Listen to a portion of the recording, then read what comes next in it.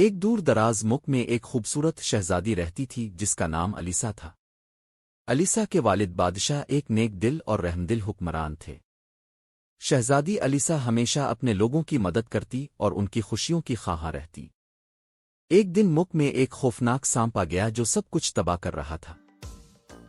Alyssa نے عزم باندھا کہ وہ اس سانپ کو ہرانے کی کوشش کرے گی۔ اس نے اپنے وفادار گھوڑے پر سوار ہو کر سانپ کے درخت میں پہنچنے کے لیے سفر شروع کیا۔ سانپ کے ساتھ لڑائی سخت تھی مگر الیسا کی ہمت اور جرت نے اسے کامیاب کر دیا۔ اس نے سانپ کو شکست دی اور ملک کو امن واپس دلوایا۔ لوگوں نے شہزادی الیسا کی بہادری اور فداکاری کو سراہا اور اس کی عزت میں ایک عظیم جشن منایا۔ شہزادی الیسا نے اپنے والد اور ملک کے لوگوں کے ساتھ خوشیوں بھری زندگی گزاری اور اس کی کہانی نسلوں تک سنائی گئی جو بہادری اور فلاح کا پیغام تھی۔